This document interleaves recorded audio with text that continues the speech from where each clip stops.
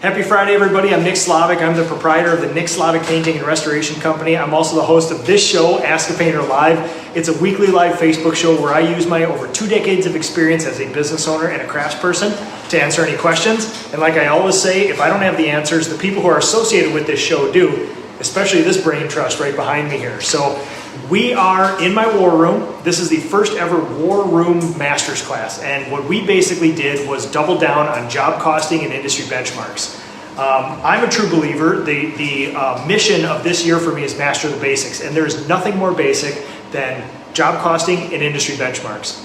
Now, this is a little bit of data collection, a little bit of analytics, but really, we're all doing this already. Job costing is basically adding up your hours, adding up your paint, putting that through an equation, seeing if you made money, and then making decisions off that. And we focused the entire morning on that today. Now, that's just not an end in and of itself. That is the foundational data for making all decisions in your company. What should I charge for something? How do you schedule things? Can I hire a painter? Can I stop painting and have people paint for me? All those things. So today, we have people from all over the place. Quick introduction as we go around the table. Hi, Nicole Klein. Justin Malika. Adam from Becker. Jerry Finch. Phil from Iowa. Chris Moore. Minnesota. Creepy guy in the corner. Jason from Minnesota. Jade from Minnesota. Aaron from Wisconsin. All right, so what was we focused heavily. We each brought 3 examples of jobs today. We only were able to go through three people's worth of stuff. What was everybody's impression? Was there anything that surprised you, disappointed you? Was there any eye-opening situations? Chris Moore. Yeah, I was super surprised on comparing a one-man painting team to a painting crew that had been doing it. I thought his revenue was going to be a lot higher, and then somebody with 3 apprentices. Somebody that's been in the trade for a while, that knows his job. I thought the skill was going to be a lot higher than somebody with a crew of new apprentices and painters. Well, there's a lot of variables that go into that too. What do you allocate as your own time? You could say $100 an hour, $10 an hour free. I don't pay myself. So there's a lot that goes in there. When we looked at other people's jobs, was there any mind-altering experiences, or was it like that seems about in line with what we do, give or take? What do you guys think? That was one that was interesting to me is that time and materials didn't actually produce better profit. It was less risk, but less reward. It was a flatter profitability when you looked at the gross margin. That was true. We had one example of that. So yeah, what are other people's impressions? Was there something that we should have covered that we didn't? What did you want to spend more time on? What were your guys' thoughts? For me, the big takeaway was trying to, I need to get more intentional about the difference between creating a job for myself versus running a business, and what that looks like from a number standpoint. So what do I need to be charging and tracking and everything else to make that jump from having a job to running a business? There's a big difference, and so that was a big takeaway. It's almost like I'm not eloquent enough to come up with a phrase for it, but it's almost like that second tier of thought that goes into it, because you gather the data, you make a decision off the data, but then what? I think you could go second, third, fourth, fifth tier questioning, and that's probably a 4th tier where you're like, what is this all for? What am I doing? Eventually. I think that's the things that I like. Like, there's tactical decisions, get a different paint, make your people more efficient, you can bump those numbers around. I like that, what are we here for sort of thing. And you invited us here to give you feedback, and it's interesting, that was literally one of the last things I just wrote down was, without taking some time to figure out what do I want my business to look like and where am I trying to go, the rest of this exercise is really just kind of wasted time. Like, okay, great, your gross profit, but if that doesn't turn into action of where you're trying to get, it doesn't do you any good to know that. So taking the time, I don't know if it's on the front end or the back end, somehow try to figure out where am I trying to go and what do I want this thing to look like. Exactly. And one of my favorite thought experiments ever is, when people always say there's the problem of should I hire, what should I charge, what should a painter make? That's easy. What do you want to make a year? If you want to make $325,000, there's 274 working days in a year. Divide that by that, And now you have to make this much revenue per day. And now that we know industry benchmarks, $55 of revenue an hour, plug that in there, that'll tell you how many painters are gonna need to produce that. I mean, it takes this whole mystical world of how could you ever know, and it equates it down to, well, this isn't perfect, but it's something we can base it on and then go from there. So feedback otherwise, I love that. Feedback about this, and note to you guys, negative feedback is my favorite. Dang. Not for this class, but if indeed labor is 40% of all of our costs, then what 3 to 5 things do you do to manage labor to get to highly profitable, productive labor force? So culture is something we talk about all the time in our organization. It's a pretty intangible thing to create, to maintain. It's got the shelf life of a banana. So That is true. Yeah. that would be it for another's master's class. You know, if you're looking at 40% and then spend 40% of our time on how do you develop your labor into these productive, happy people. It's interesting, and you guys have probably got sick of me saying, here's another thing I'm not interested in or not spending time on, but I'm not just deleting things I'm interested in. It's not that I don't pay attention to materials or sprayers or office or something, but over the last couple of years, I've realized that if you want to make a big change, if you want the low-hanging fruit, it's humans. It's trying to figure out, Justin dwells in clients and employees. I dwell in employees and clients. All we try to do is figure out the most irrational part of this business, the biggest externality that affects us as clients and employees. So now, what I've learned is instead of trying to create an incentive system to clean out sprayers, I'm just going to forget that, and I'm going to spend all my time saying, how can I make my people happy? My theory is happy people will learn better, people who learn better will do better, and then people who do better will be happy and satisfied with their work and stay longer. It's a long play, it's squishy, there's a lot of tactical things you can do in there, but what I've done is completely refocused, and it's not even 40% of my time. 104% of my time now is the humans in this company, and I'm a firm believer in the slowest smooth, smoothest fast, keep your people happy, the magic here principle. When we look at this data, you can take, my favorite thing is years worth of data. So we take a look at the people who've been in my company over a year. They are world class. So what that tells me, my knee-jerk reaction is, how do you get these people to stay a year? And we basically, we devoted our time to retention, pay, incentives, bonuses, benefits, to just say, we need you here a year. How does that work for you? So it's let me refocus and say, who cares about shop expenses anymore? We just need to keep people. The most costly expense you can have is a crew leader you depend on leaves, right?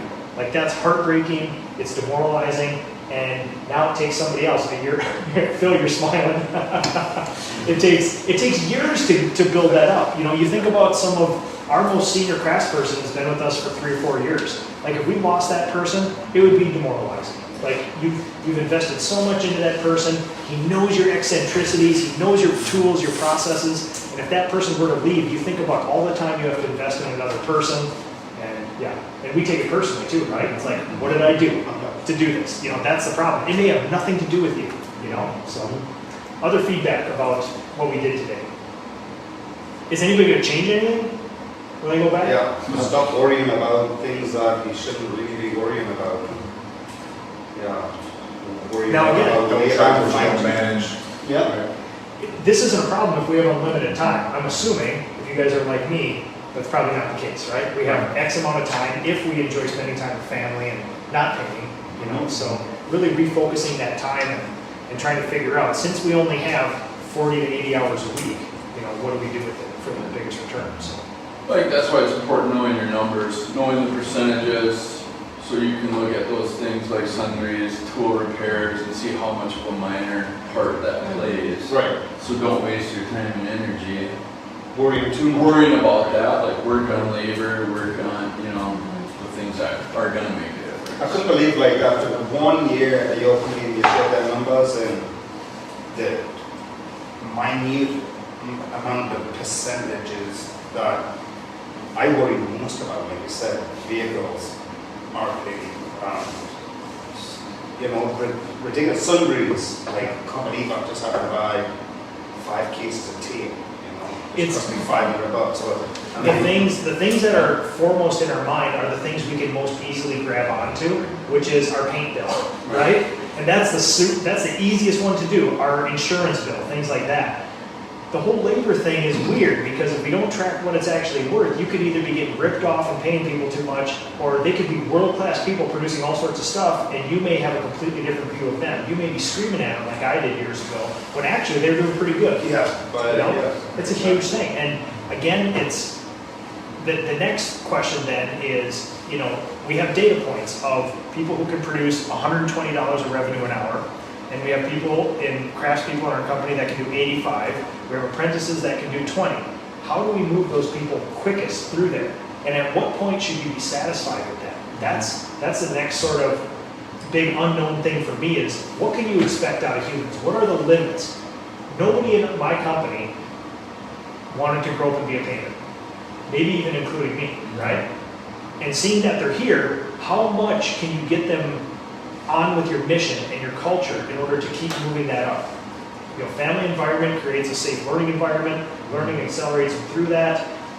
Wins on jobs will get them satisfied and keep them. That's the theory, right? But the next experiment for me then is there a way to quantify how quick is to move people through? What can you expect? Should you never expect more than 75? Or should you constantly be pushing the boundaries of that? And at what point do people say, hey man, I'm doing world-class work here. Like, you need to back off a little bit, right? So, other thoughts, other takeaways, other feedback? Is there anything that we did today that you could have said, take that one thing out, let's just do a whole thing on that? Or is there something in here that's like, don't do that again? Joe Finch, very quiet in the corner. Yeah, just gonna keep our friends simple. Yeah.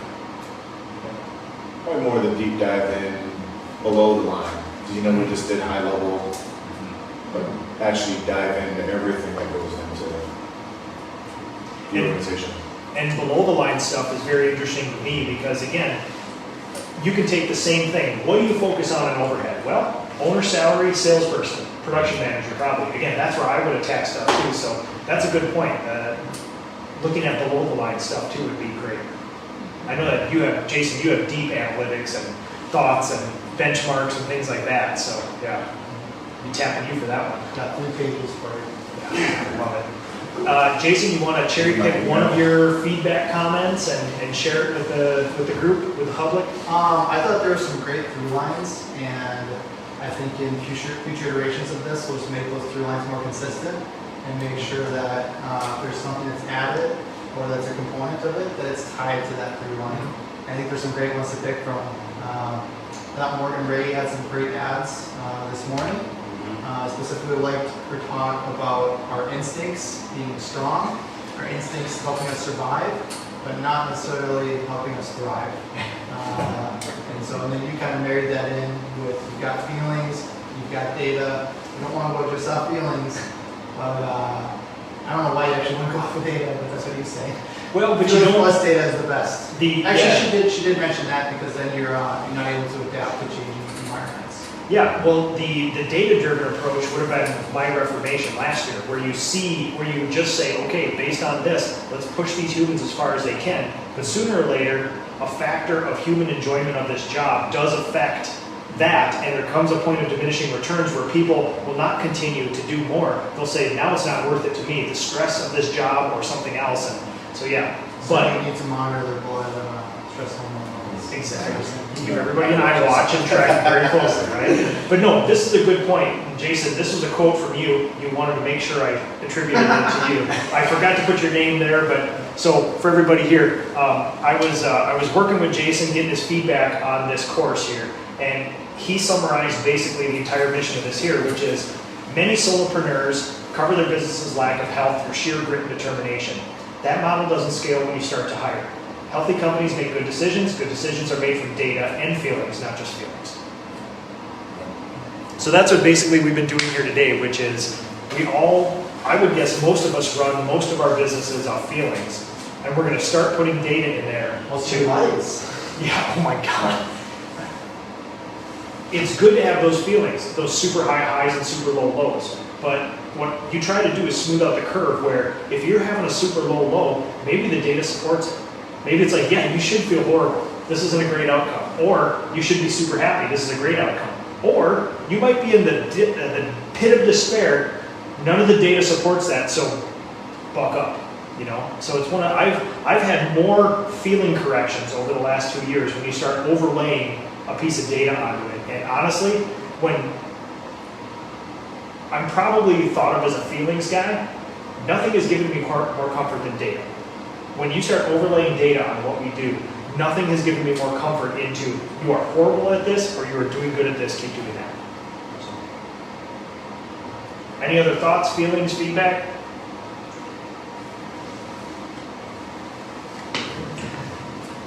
Let's see what we got here. All right, that's about it. If nobody has any other thoughts, feedback, I think we'll just call it a day. We're gonna hang out and prepare for more of this. Thank you to Sherwin-Williams for being a great underwriter of this. Thank you to the PCA. Again, most of the data and things that I've got here, most of the experience, I started getting from members of the PCA. It's really opened up my eyes. The hockey stick curve of my enjoyment of this and the profitability very closely coincides with when I got involved with the PCA. So, link to join here if you guys want. There's a whole bunch of super thoughtful people just like this that are members there. You won't be disappointed. Thank you to Sherwin, and everybody have a good weekend.